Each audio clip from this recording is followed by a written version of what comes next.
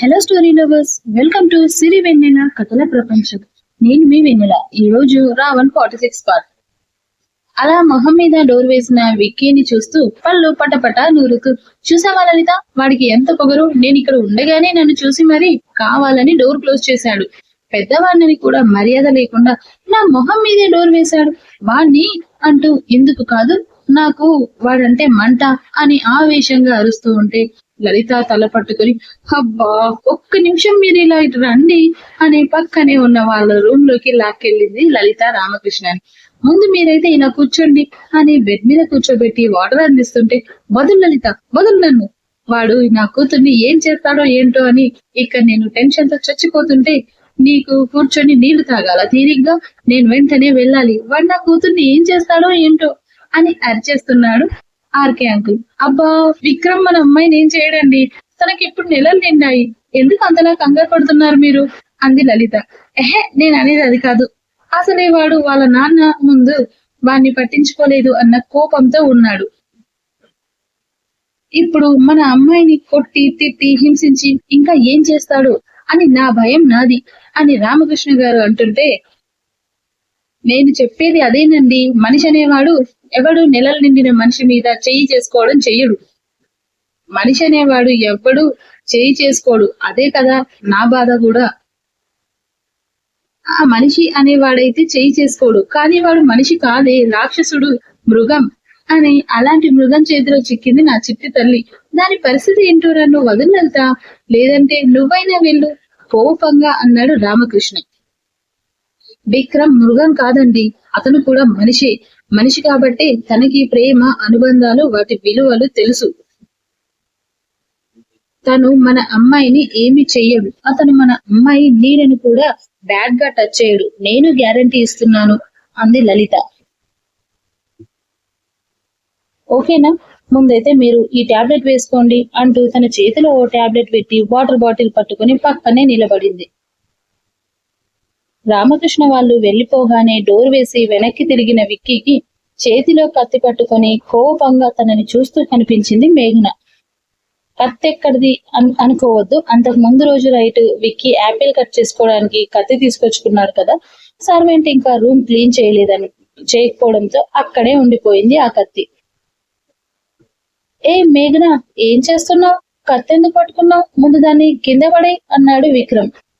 విక్రమ్, దగ్గరికి రావద్దు, నువ్వు ఇప్పుడు నా దగ్గరకు గాని వచ్చావనుకో, నేను ఏమైనా చెయ్యాలని చూసావనుకో, ఖచ్చితంగా నేను చంపేస్తాను అంది మేఘన. ఏ మేఘ, నీకేమైనా పిచ్చా, నేనేం చేస్తాను, నిన్ను ఎందుకు చేస్తాను, ముందు నువ్వు ఆ కత్తిని కింద పడే అంటూ మెల్లిగా అడుగులు ముందుకు వేశాడు విక్రమ్. విక్రమ్, దగ్గరికి రావద్దు, నువ్వు దగ్గరికి వచ్చావంటే అంటూ తన చేతిలో ఉన్న కత్తిని మణికట్టు మీద పెట్టుకొని, నేను ఇప్పుడే నేను పొడి చూసుకొని చచ్చిపోతాను అంది. ఎప్పుడైతే మేఘన తనని తాను హామ్ చేసుకుంటాను అందో, ఇక విక్కీ కోపంతో పిలికిలి బిగించి మేఘన అంటూ గట్టిగా అరుస్తూ ఆమెకి దగ్గరికి వచ్చే లోపే, ఆ అరుపుకే భయపడిన మేఘన అతనికి దగ్గరికి వచ్చే లోపే కళ్ళు తిరిగి ఫెయింట్ అయి కింద పడిపోయింది. కింద పడుతున్న మేఘన చేతిలో కత్తి నేల జారగానే విక్కీ మేఘనను తన చేతుల్లో ఒడిసి పట్టుకున్నాడు.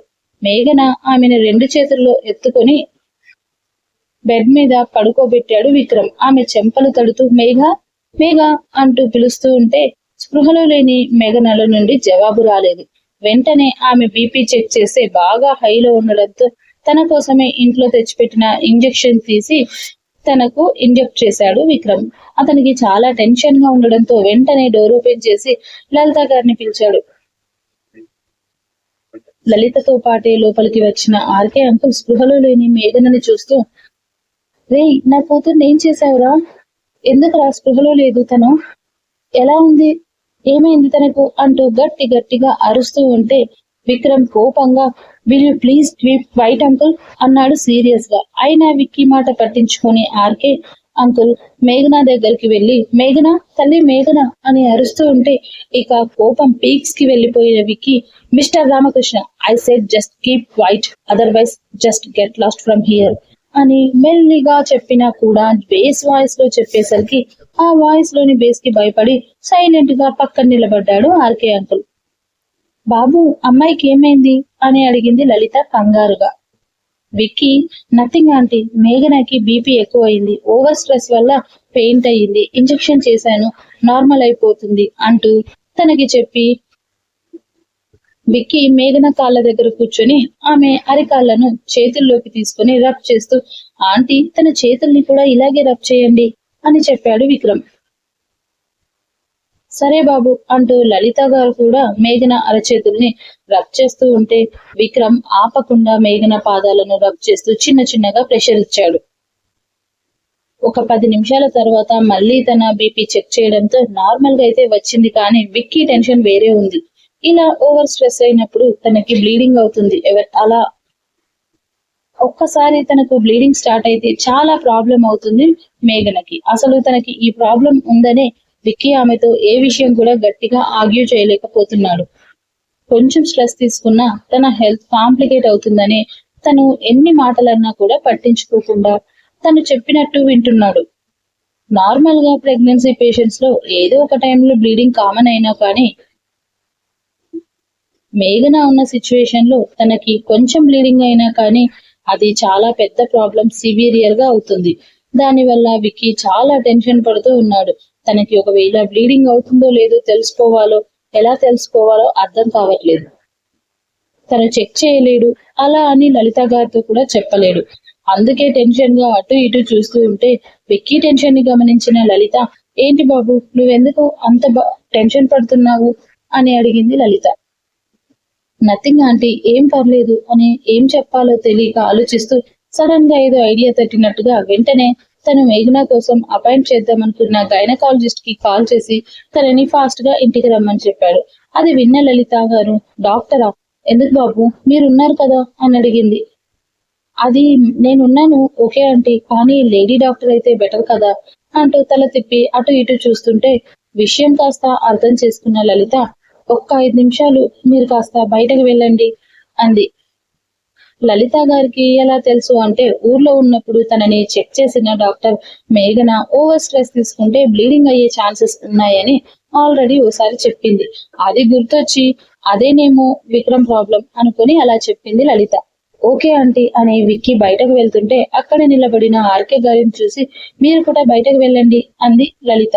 ఇద్దరు బయటకు వెళ్ళగానే డోర్ క్లోజ్ చేసి తనను చెక్ చేసిన తర్వాత 5 నిమిషాలకు డోర్ తీసిన లలిత, అలాంటిదేం లేదు బాబు, మీరు టెన్షన్ పడొద్దు అని చెప్పింది. లలిత చెప్పింది విన్న విక్రమ్ కి అప్పుడు కాస్త ఊపిరి పీల్చుకొని అంటూ రిలాక్స్ గా ఫీల్ అయ్యి, thank you aunty, thank you so much అని చెప్పి తనకిప్పుడు బీపీ కూడా నార్మల్ కి వచ్చేసింది ఆంటీ. మరో అరగంటలో తనకి స్పృహ కూడా వచ్చేస్తుంది. అండ్ ఆమెకు తన కోసం నేను ఓ గైనకాలజిస్ట్ ని అపాయింట్ చేశాను, తను ఇప్పుడు వస్తుంది. యాక్చువల్ గా ఈ విషయం చెప్పడానికే నేను మేఘ్నా దగ్గరికి వచ్చాను, కానీ ఇలా అంటూ తలదించుకొని చెప్తుంటే, నేను తనకు నచ్చ చెప్తాను బాబు అంది లలిత. పర్లేదాంటీ, మీరు తన దగ్గర నా గురించి ఏమీ చెప్పొద్దు, మళ్ళీ అనవసరంగా డిస్టర్బ్ అవుతుంది నా గురించి మాట్లాడితే. అండ్ ఇప్పుడు వచ్చే డాక్టర్ చాలా ఫేమస్ గైనకాలజిస్ట్, ఈ సిటీలోనే ది బెస్ట్ సర్జన్, తను చాలా బాగా చూస్తుంది. మేఘనకి ఏ ప్రాబ్లం ఉన్నా తనకి చెప్పమనండి. నేను ఆఫీస్ కి వెళ్తున్నాను.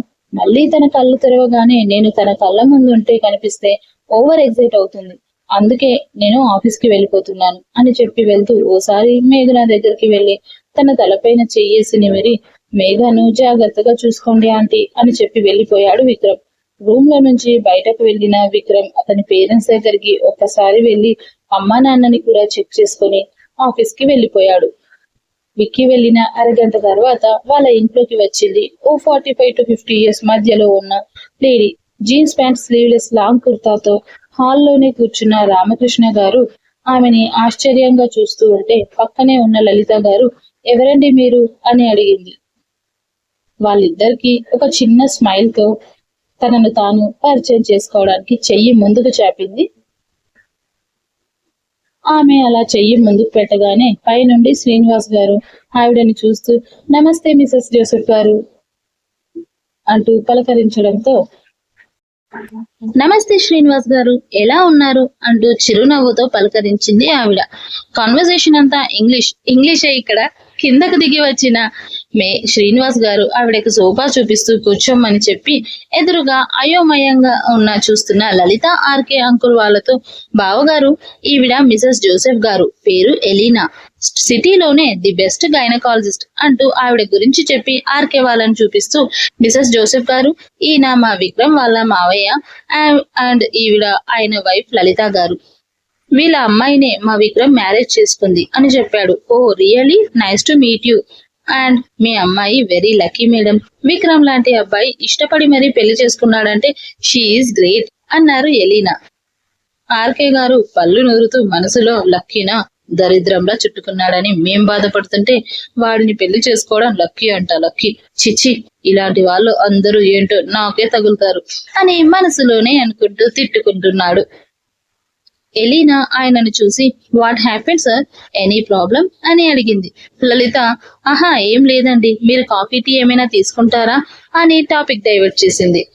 ఓ నో థ్యాంక్స్ మేడం, ఒక్కసారి మీ డాటర్ ఎక్కడుందో చెప్తే తనను చెక్ చేయాలి, విక్కీ మరీ చెప్పాడు ఫస్ట్ వెళ్ళగానే తన వైఫ్ కండిషన్ చెక్ చేయమని అంది ఎలీనా.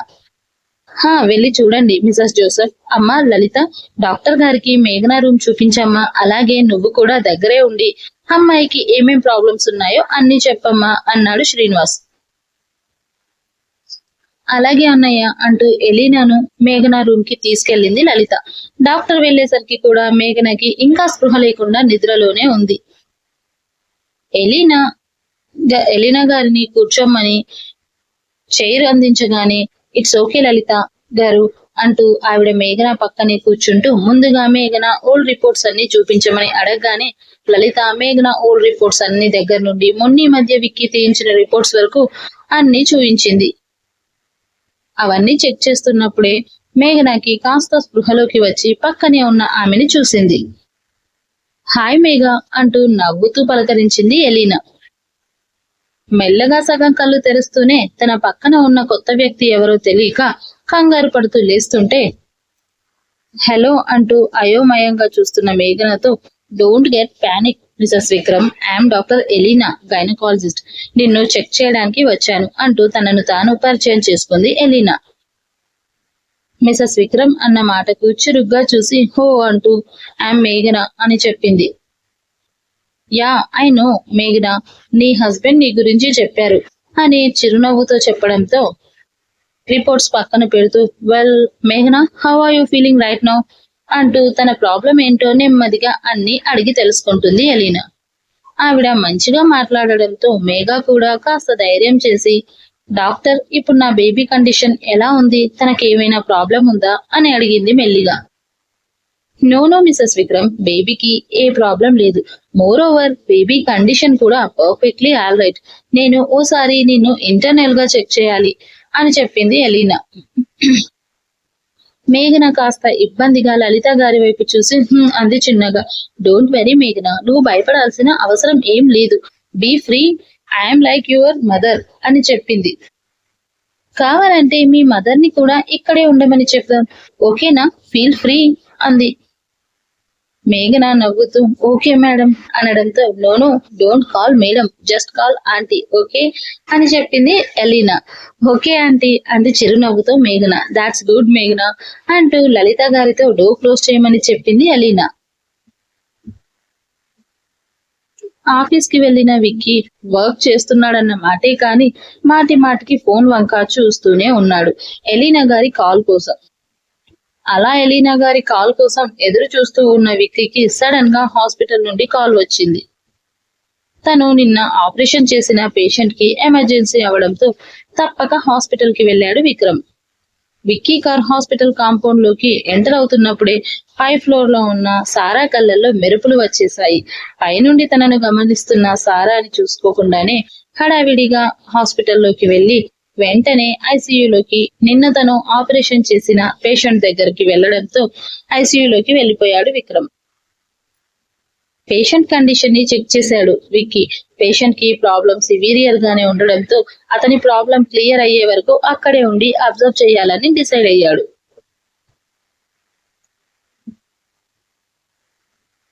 మేఘనను చెక్ చేసిన ఎలీనా ప్రస్తుతానికైతే ప్రాబ్లం ఏం లేదని, కానీ తాను ఇలాగే ఓవర్ స్ట్రెస్ తీసుకుంటే ఫర్దర్ గా తనకి వచ్చే ప్రాబ్లమ్స్ గురించి చాలా క్లియర్ గా ఎక్స్ప్లెయిన్ చేసింది.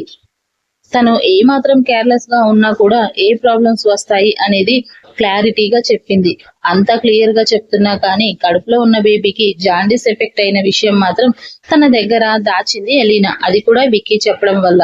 తర్వాత మేఘనతో మాట్లాడుతూ, ఎందుకు నువ్వు ఎంత వీక్ గా ఉన్నావు మేఘన? ప్రతిదాన్ని ఎక్కువగా ఓవర్ ఎక్సైట్ అవుతూ ఎందుకు ఆలోచిస్తున్నావు అని అడిగింది.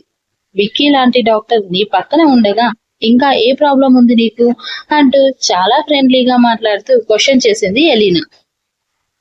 ఎలీనా విక్కీ గురించి మాట్లాడుతున్న ప్రతిసారి మేఘా ఫేస్ లో అసహనం, చిరాకు, కానీ దాన్ని బయట కనబడనివ్వకుండా దాచేస్తూ తన టాపిక్ డైవర్ట్ చేసేందుకు వాష్రూమ్ కి వెళ్ళాలి డాక్టర్ అని చెప్పింది మేఘన. యా ష్యూర్ మేఘ అంటూ ఎలీనా బాల్కనీలోకి వెళ్తే లలిత గారు మేఘాని వాష్రూమ్ కి తీసుకెళ్లారు. ఆ టైం కోసమే ఆలోచిస్తున్న ఎలీనా గారు వెంటనే విక్కీకి కాల్ చేసింది. తన కాల్ కోసమే వెయిట్ చేస్తున్న విక్కీకి ఐసీయూలో నుండి పర్సనల్ రూమ్ లోకి వెళ్లి కాల్ లిఫ్ట్ చేశాడు.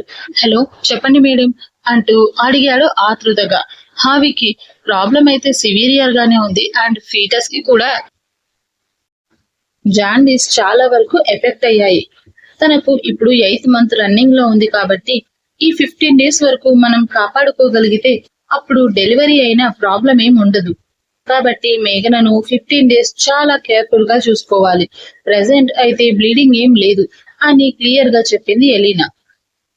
ప్రెసెంట్ ప్రాబ్లం లేదు అని ఎలీనా చెప్పిన మాటకి విక్కీ థ్యాంక్ గాడ్ అనుకుంటూ ఊపిరి పీల్చుకుని, థ్యాంక్ యూ మేడం, నేను తనని జాగ్రత్తగా చూసుకుంటాను అన్నాడు విక్రమ్.